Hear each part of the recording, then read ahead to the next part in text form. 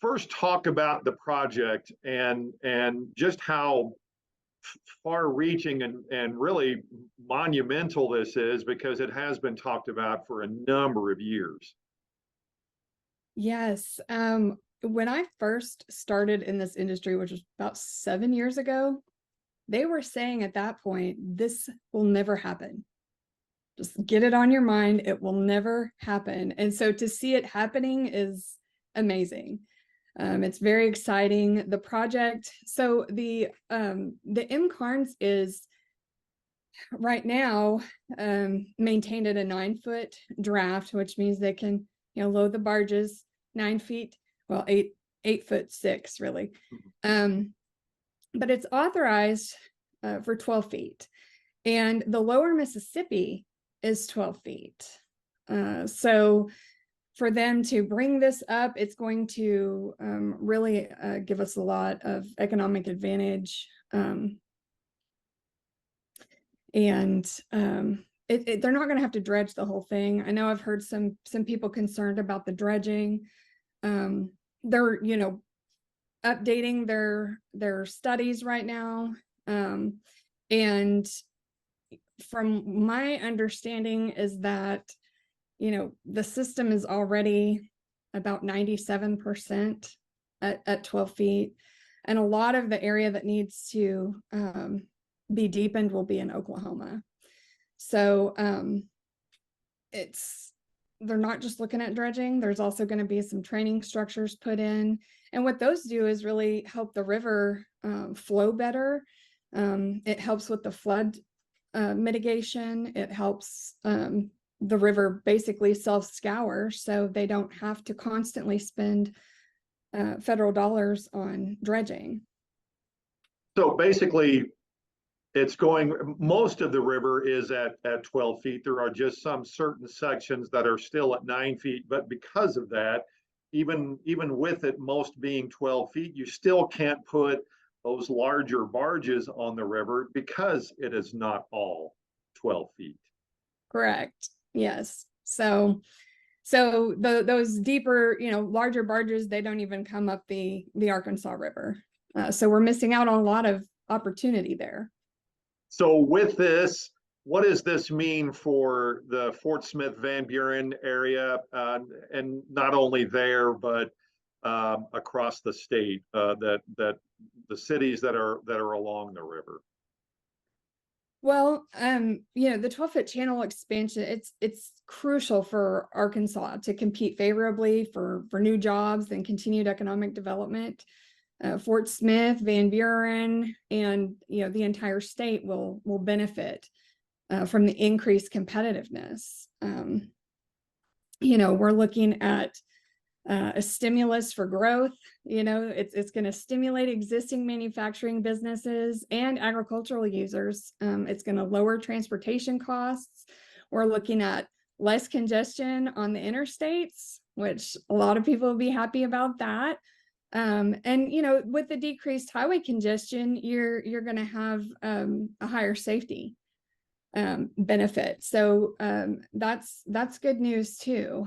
Job creation wise, the navigation system directly and indirectly supports almost 65,000 jobs nationwide, with over 32,000 of those in Arkansas alone. The construction phase of this project is going to generate additional jobs.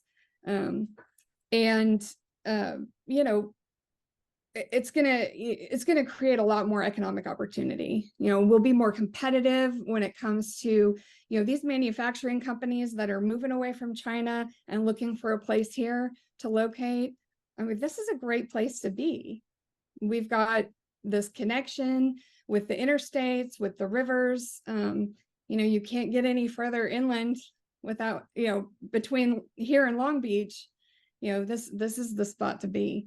So we've got a lot of opportunity for growth. What kind of response have you gotten from some of these businesses about how thrilled they are that this is finally happening? They're ecstatic. we've got some industry here that uses the river and has used the river for a very long time.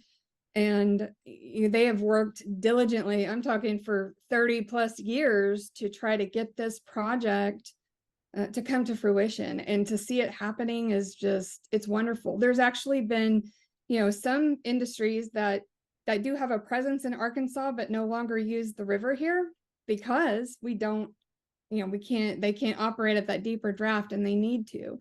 So they've taken their operations, their barge operations, out of state, and have suggested that they would like to come back to Arkansas.